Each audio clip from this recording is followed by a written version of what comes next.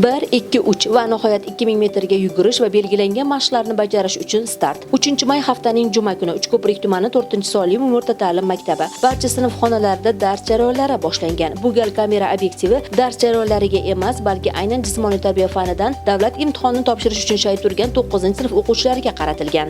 Mana davlat imtihonlari boshlandi. Yaxshi 5 baholarni bajarib olgan. Hammalaringga omad. Maktab sport maydoni ayni manzilda dastlab o'g'il bolalar o'rtasida 2000 metrga yugurish, sakrash, voleybol to'pini o'yinga kiritish kabi belgilangan mashqlar bo'yicha qizg'in jarayonlar bo'lib o'tdi. Maktabimizda jismoniy tarbiya fanidan imtihon olinyapti.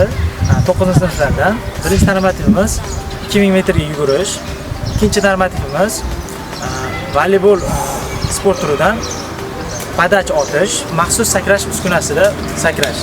Bunda o'quvchilarimiz faol ishtirok etishyapti. Imtihon jarayonlari qizlar o'rtasida ham davom etdi. 60 metrga yugurish, gimnastika yakka cho'pida yurish, gandibol to'pini 30 metr masofaga urib borish kabi mashg'ulotlar davomida o'rta ta'lim bitiruvchilari birma-bir imtihonlarni amaliy jarayonlarda topshirdilar.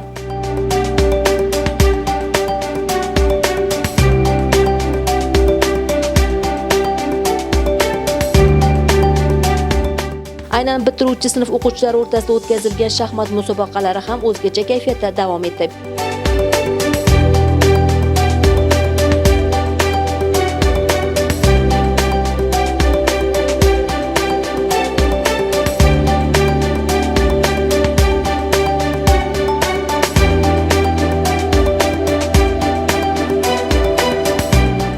Belgilangan soatdan so'ng 104 nafar 9-sinf o'quvchilarining jismoniy tarbiya fanidan davlat imtihonlari yakunlandi. Feruza Jumaboyeva, Furqat Mullayev, Vaqt informatsion dasturi uchun.